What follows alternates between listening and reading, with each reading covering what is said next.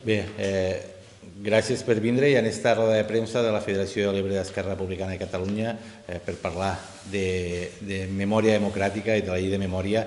Evidentment, per al republicanisme ebrenc, la memòria democràtica sempre ha sigut un dels pals de paller. De fet, el gran avenç que hi ha hagut en la recuperació de la memòria democràtica a les Terres de l'Ebre i té molt a veure la gent d'Esquerra Republicana des de molts àmbits, des dels diferents ajuntaments. S'han anat fent moltes accions, Xerta, Alcanar, Flix, Campredó, Tivenys, la Sénia, Tortosa, Amposta, des de la Federació de l'Ebre, des del govern, sempre que tenim l'oportunitat d'estar al capdavant en aquest tipus de responsabilitats. També en moltes comunitats diverses de les Terres de l'Ebre, des de la pròpia Federació d'Esquerra Republicana a les Terres de l'Ebre, sempre, cada any, hi fem actes de recuperació de memòria democràtica. Per tant, pensem que és un aspecte importantíssim en aquest sentit i durant la darrera dècada tot aquest tipus d'actuacions ha comportat un avanç important a les Terres de l'Ebre en la recuperació de la memòria democràtica, el reconeixement i la reparació, i com a organització, per què no dir-ho, ens sentim molt orgullosos.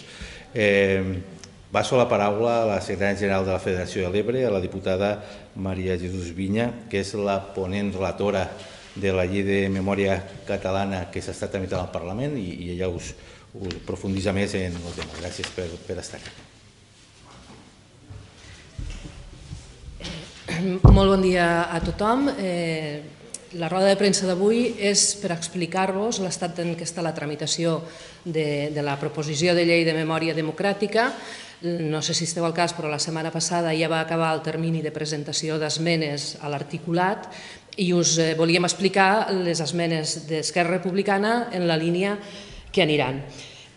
Este projecte de llei, que ja va entrar al Parlament al març de l'any passat i que ha seguit el seu procediment en la ponència, escoltant a totes aquelles persones i a totes aquelles entitats que han tingut que fer o han volgut fer aportacions a l'articulat que ja havia presentat el govern, l'hem anat treballant i l'hem anat treballant no només en les entitats, també de cara a veure què és el que podíem incorporar i quines millores hi podíem incorporar. És un projecte de llei molt important per al país, molt important també per al grup d'Esquerra Republicana.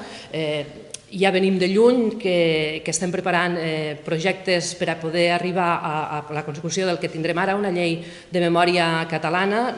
Recordo ja la consellera Esther Capella que em va fer ja un inici de projecte de llei i en base a totes aquestes proposicions ho hem anat treballant perquè pensem que necessitem aquest projecte i que estigui enllestit, si pot ser, abans de l'estiu.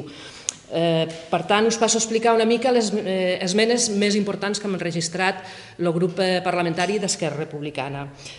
Nosaltres hem presentat una esmena perquè volem que en el termini d'un any, a partir de l'entrada en vigor de la llei, se facin tots els tràmits, se facin totes les tasques necessàries per a la retirada del monument franquista al mig de l'Ebre a Tortosa. I per tant, aquesta és una esmena que hem presentat i que valorem perquè pensem que és part de la nostra essència. Hem presentat també una altra esmena per a que puguen ampliar-se l'anomenament de víctimes de la repressió i del franquisme. Així volem que reconegui com a víctimes tant el poble gitano com el poble romaní, com a víctimes d'esta persecució, d'esta discriminació i aquests atentats a la seva identitat. També volem que es posi en valor l'opressió que van patir les dones per raó de gènere, d'orientació i d'identitat sexual en general, no només les dones. Per tant, aquesta és una esmena que pensem que és molt important. Hem tingut la presència del Patronato de la Mujer a les víctimes d'aquest Patronato de la Mujer a la ponència en unes manifestacions molt colpidores i pensem que és just que se'ls reconegui aquest dret i aquest reconeixement. També considerem que s'ha d'incorporar com a víctimes de la repressió cultural que es va exercir contra les comunitats lingüístiques catalanes i aranesa. Volem també fer molt èmfasi, i així ho hem incorporat com una esmena, a que la memòria democràtica sigui una assignatura curricular educativa a les escoles catalanes en rigor històric, pluralitat i perspectiva de gènere. És molt important que l'educació, que l'ensenyament faci aquest èmfasi en la memòria democràtica perquè això ens permet que no es pugui tornar a repetir la història, perquè és bàsic És bàsic per a la no repetició que aquesta educació estigui palesa en tots els àmbits i, per tant, entre al currículum educatiu. També volem que aquesta llei incorpore una oficina d'atenció a les víctimes per a poder reclamar a l'Estat les reparacions i les demandes davant de persones físiques o jurídiques que van perpetrar violacions de drets humans o explotació de treballs forçats. I també proposem que el Memorial Democràtic i la seva direcció sigui triada per concurs públic en una durada de 4 anys, prorrogable 4 anys més. I per últim, demanem també que les institucions que les autoritats franquistes van suprimir puguen ser restituïdes i recuperar la seva personalitat jurídica.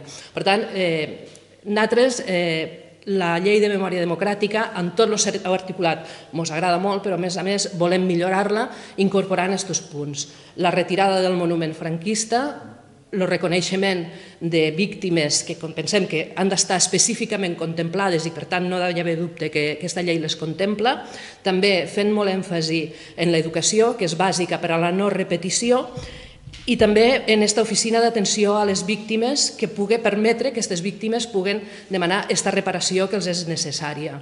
I ja per acabat, un aspecte més tècnic que seria la direcció del Memorial Democràtic i la reparació de totes aquelles institucions que es van veure afectades per aquesta repressió franquista. I ara passo la paraula a Marc Lleixà.